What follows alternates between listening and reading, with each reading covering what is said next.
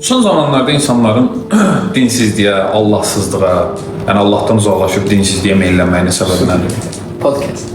Çox səbəb var. Yəni biz səbəbin üzərinə bunu cəmləyə bilmərik. Burada dindarların da nöqsanı var, qeyri-dindarların da nöqsanı var. Amma biz öz aspektimizdən danışsaq, bizim vəzifəmiz olaraq biz İslamı düzgün təbliğ eləmirik, düzgün yaşamırıq və düzgün yaşatmırıq. Bu da səbəb olur ki, insanlar dinə qarşı soyuqluq yaradır.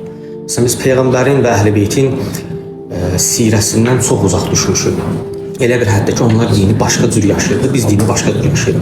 Onlar dini Allaha çatmaq üçün vasitə hesab edirdilər, biz dini cəmiyyətin nüfuz tapmaq üçün, özümüzü xoşbəxt hiss edənəyimiz üçün, vicdanımızı rahatlatmaq üçün və sair kimi məqsədlərdə istifadə edirik. Bu səbəblərə görə din həqiqətini itirir. Dinin həqiqətini itirməsi artıq cəmiyyətdə sönüklük yaranır. Din çünki öz dəyərində, öz konumunda deyil, öz yerində deyil. Öz yerində olmadığı üçün insanların ehtiyacını artıq ödəmir. Ödəmədiyi halda insanlar dinə qarşı soyuyur, ya başqa dinlər axtarırlar, ya da dinsizliyə meyl edirlər.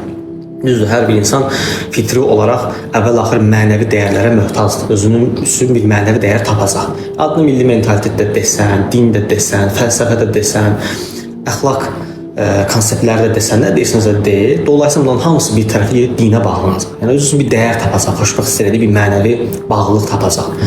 Adını nə qoyursa qoyaq.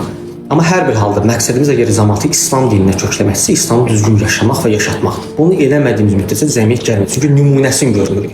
Peyğəmbər dövründə dinə niyə bu qədər sürətli axın var idi? Çünki nümunə Peyğəmbər idi. İnsanlar real nümunə görürdü.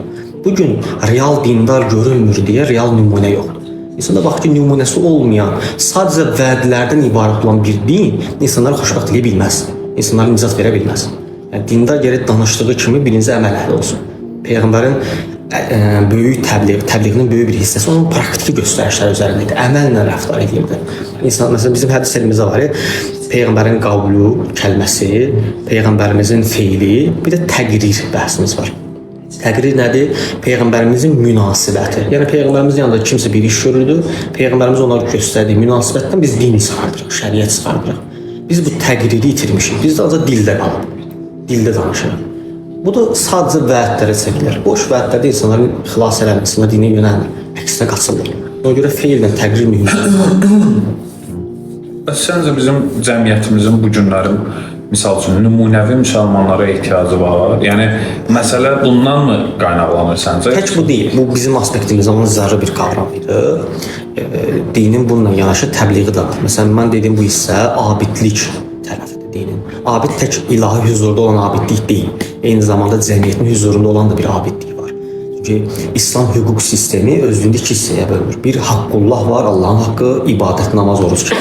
Bir də haqqunnas var, insan haqları var. İnsanlara olan münasibət kimi, onlara verdiyin dəyər kimi və s. Bunların ikisi də yerinə oturmalıdır. İnsan iki aspektdən də abid olmalıdır öz yerində. Bu bizim aspektdən vəzifədir. Bir də dinin təbliğ hissəsi də var. Bu da artıq abidlikdən çıxıb alimlik tərəfinə yönəlir. Hədislərə əsasən alimin dəyəri, məqamı abiddən üstündür. Çünki niyə? Din birinci təkliflə cəmiyyət yığılır. Sonra əməllə onu yaşadır, göstərir. Bizim təklifimiz də doğru deyil, bəzən təbliğimiz də doğru deyil. İfadə tərzimiz, dini yaymağımız, dini dəyərləri düzgün anlamağımız və anlatmağımız. Bu da boşluq var deyə insanların dinə tərəf yönəlməsində ciddi problemlər olur. Dini başa salmaqda, izah eləməkdə problemlər olur. Həm alim tərəfdən belə nöqsanlarımız var, möminlər tərəfdən də belə nöqsanlarımız var. İnşallah aradan gedər də dua edirik, düzələr.